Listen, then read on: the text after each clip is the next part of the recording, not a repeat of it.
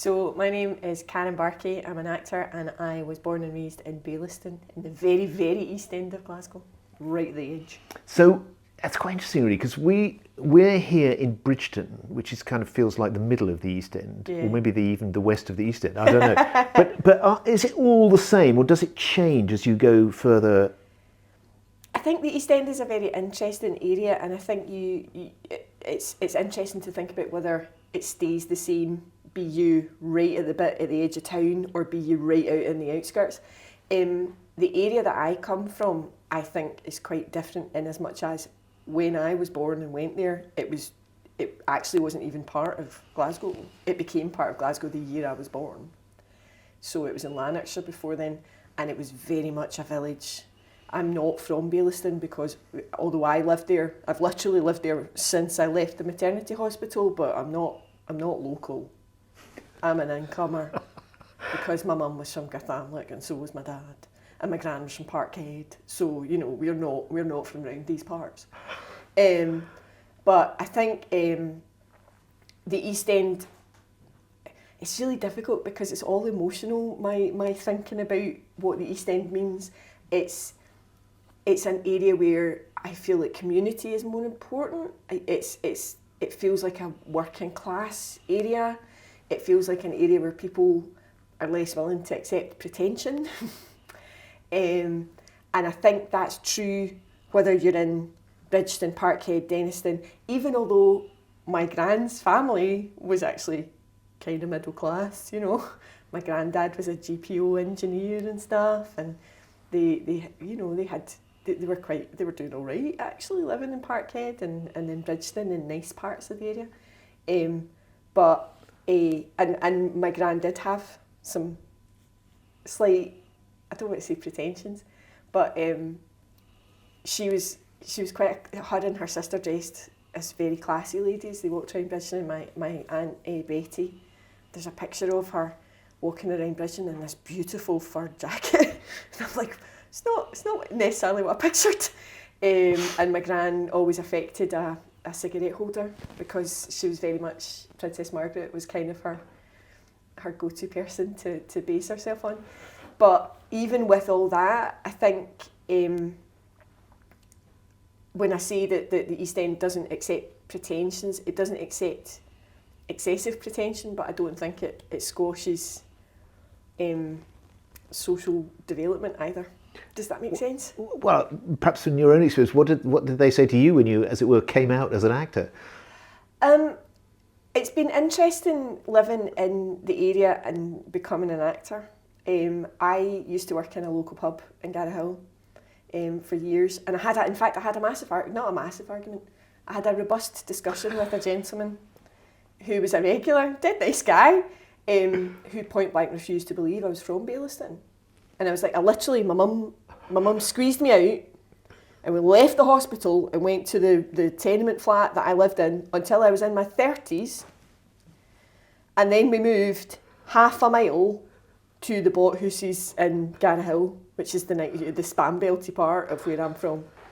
And I showed him my driving licence with my address. I told him the hospital I was born in. I did nothing. He refused to believe it because I wasn't the kind of person. And he had spotted me wandering around the area, mumbling to myself as well. That was another night. We had quite a lot of conversations, because I was learning lines for plays, and I was learning a Shakespeare play, right? So it was really difficult. And I was stoating back from the pub, muttering lines from Much Ado About Nothing, and he drew my attention to it in the pub. But that was when I was an amateur actor, and then when I became a professional actor, everybody was totally great about it. They were actually really supportive, and I did wonder whether people would think I was a bit of an arse. Do you know what I mean? Because going into the arts and stuff like that. I think because I didn't go straight from school to drama school to being an actor, people's perception of me was maybe a wee bit different than I think people think drama school's quite snobby, but being an actor's fine. It's quite interesting that we have to be careful, don't we? Because we're in danger of suggesting that there is no culture in these places. And I'm sure that's not true. It's just there are different kinds. I think, it's something I'm always very conscious of, is trying not to make it sound like I think the East End doesn't have culture or doesn't have, a huge breadth of interest and intellect. It's absolutely not the case. And I think when I say that I was really pleased that people didn't think I was snobby for becoming an actor, I don't mean because they think acting in and of itself is irrelevant or unimportant. I completely disagree with that. I think culture is hugely important, and you see a lot of grassroots organisations, I suppose you would call them, youth theatres and little small groups, choirs, all that kind of stuff springing up all over the place, because it's actually really important, and it gives a huge sense of community as well, being involved in those kind of things. And I it's a really lazy trope, it's a stereotype to sort of say, well, the East End, the working class areas, people aren't cultured. That's nonsense. I nearly said a really rude word there. It started with bull. That's completely not true.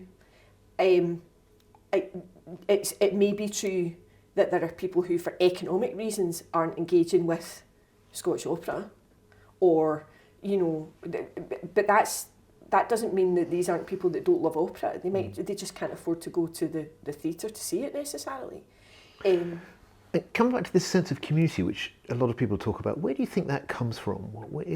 Is that just, again, there are cliches about working class communities being very tight knit, and yet it doesn't seem quite as simple as that. Where does that come from, do you think? I think the idea of community being so important in working class areas is complicated, because some of it, I suppose, comes from, what is it? I don't know actually, but it's something that I've seen not just in the East End of Glasgow but in other areas too. People who have very little are much more willing to share, I think, and they're much more aware of the value of supporting one another. And they're less, I mean, this is, again, it's sweeping generalisations. My impression is they're less possessive about a lot of stuff. Not saying that they'd happily let you walk in and steal their telly or something, I don't mean that. But there's that thing of, there's less envy, maybe, and more.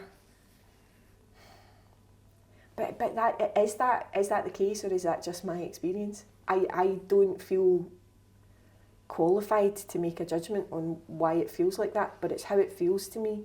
In areas where people have a lot more wealth, I have no doubt that they are actually very pleasant and supportive and generous to their neighbours and their community. But I don't feel that same sense of it happening just because it just does. Tell us a bit more about your mum and dad and your grandparents and so on. You talked about them being in Parkhead, so presumably you came in to visit them. Was it very different there from where you were, or? So my mum and dad lived in Garthamlock by the time they were older. My gran was born in Parkhead, and the family lived in Bridgeton and Parkhead area when my mum was young. By the time I was old enough to really be visiting my gran, she lived in Garthamlock, and they had in Porchester Street they lived in, and it was a very nice, I mean, apparently, and my gran had incredible dark brown flocky wallpaper that was very, very hip. My granddad died long before I was ever born. My granddad died when my mum was only 14, I think. And as a result, my mum left school and went and got a job, because my gran had 4 children and was a widow.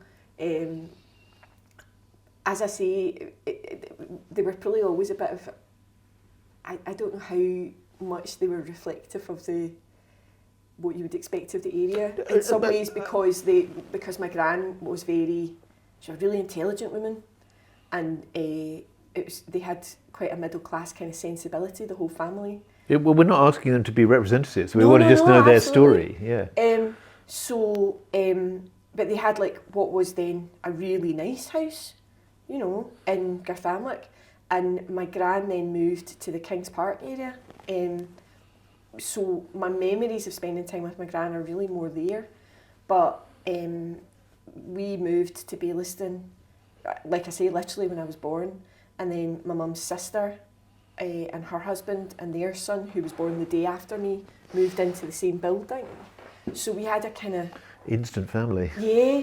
And my dad was a musician. He came from... there was a family of 5. And they'd lost another 3 as well. There's like triplets and twins in the family, which is a really good contraceptive, I'll tell you that. Never mind. Yeah. So my dad was a twin, and the triplets that had been born before had all died at birth, pretty much. So he was a musician, and my mum's younger sister, she married another guy from Garthamlock as well. So it was all, they were all really local, but each family was radically different. And what I always loved about my gran was, I look back on it now and I think, and she just accepted everybody that married in, just became part of her. She kind of absorbed them by osmosis. So they were allowed to still have other families outside, but they were hers. So what do you think's changed? What do you think, just as we get towards the end, what's different now? and what direction do you see it all moving in? The East End has changed a huge amount. I think in as much as there's been a lot of development, there's so many people now. It's enormous. Baillieston has must have got 5 times bigger, at least. When I was a kid, there was a farm that we walked past to go to school, and now there is development that goes right out to Coatbridge, and there's just millions of people. It feels less secure and communal for me because of the quantity of people. There's a lot of investment, so a lot of things have improved for a lot of people. The housing stock is much better in a lot of areas. There's more facilities, there's more investment to try and improve access to culture. So in Easterhouse, for example, you've got platform, and those kind of things are nice. I feel it's losing a little bit of its soul sometimes. And I think there are other parts of the East End. I think Bridgeton probably retains, and Parkhead probably retain more of a sense of community than the area I live in. But that may be because I'm getting older and I'm not involving myself with people the way that I did when I was young, because you get quite insular. You're happy to just stay in your house and not participate sometimes. So. And one final question. This is a bit of a random one, but I'm asking everybody: is there any relationship with the river from Baillieston? Probably not. You're quite too far away. Baillieston it hasn't got the Clyde, but it's got the Codder. So I remember going down, which is because we used to have the zoo as well. Baillieston Zoo, which as a child I used to go to and think was wonderful, and then now as an adult I'm like, oh my god, it was horrendous. Those poor animals. There was these really depressed chimpanzees that just would have genuinely committed suicide if they could have got hold of blades. They were just so sad. It's awful. But the River Codder, and we used to go down what they called the Hangman's Brae. I don't know why it's called that, because I don't think there was a gibbet in the area, I'm not sure. But you would go down the Hangman's Brae, and then there was these pipes, sewage pipes that went over the Codder, and we would be playing on them. It's just horrendous. So there was Calder Park Zoo, it was called, because it was next to the River Calder, but it was called the Codder, where I was fae. The river wasn't central to the area, but it was definitely there. I don't even know where it is now. I think it's all buried under housing estates. Probably right. Brilliant. Thank you very, very much.